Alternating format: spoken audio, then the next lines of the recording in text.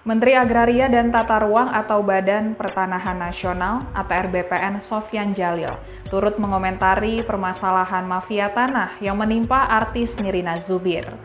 Sofyan Djalil menyebut kasus Nirina Zubir terjadi karena ulah mafia tanah yang merajalela dan melibatkan oknum pejabat pembuat akta tanah atau PPAT. Berkenaan dengan itu, Sofyan Djalil menegaskan bakal semakin memperketat dan menindak tegas PPAT yang terlibat supaya tidak lagi lahir oknum-oknum mafia tanah lainnya. Sofyan Djalil memastikan PPAT yang terbukti terlibat kasus mafia tanah akan langsung dipecat dan dicopot izinnya. Hal serupa juga berlaku bagi pegawai di lingkup Kementerian ATR BPN.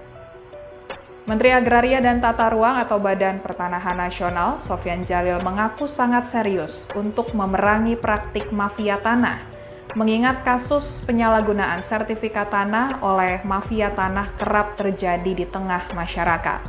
Sofyan Djalil mengatakan untuk mengatasi masalah mafia tanah, salah satu caranya perlu perbaikan sistem lewat digitalisasi di lingkup Kementerian ATR atau BPN.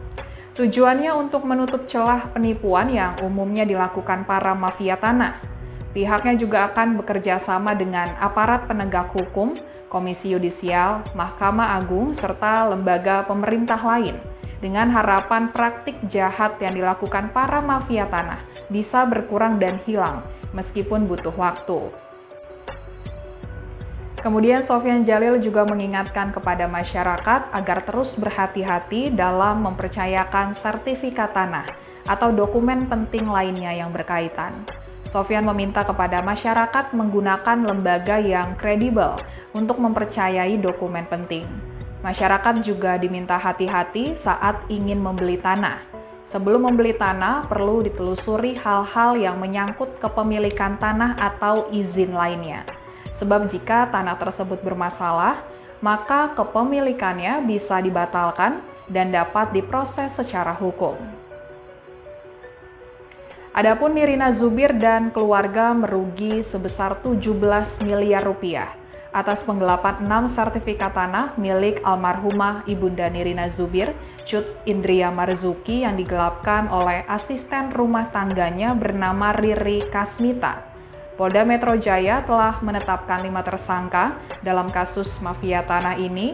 3 tersangka telah ditahan, yaitu Riri Kasmita selaku asisten rumah tangga almarhum ibu dari Nirina Zubir, kemudian Endrianto yang merupakan suami Riri Kasmita, dan Farida, petugas pejabat pembuat akta tanah atau PPAT.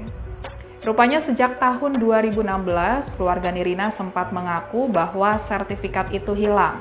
Namun setelah dicek di Badan Pertanahan Nasional, kepemilikan sertifikat tanah itu telah berpindah milik alias balik nama. 2 aset yang berupa tanah kosong telah dijual oleh Riri Kasmita, sedangkan 4 lainnya diagunkan ke bank dengan nilai total pinjaman hingga miliaran rupiah. Atas perbuatannya, ketiga tersangka dijerat dengan pasal berlapis, yaitu pasal 263 KUHP dan atau pasal 264 KUHP dan atau pasal 266 KUHP dan atau pasal 372 KUHP dan atau pasal 345 Undang-Undang Republik Indonesia Nomor 8 Tahun 2010 tentang pencegahan dan pemberantasan tindak pidana pencucian uang.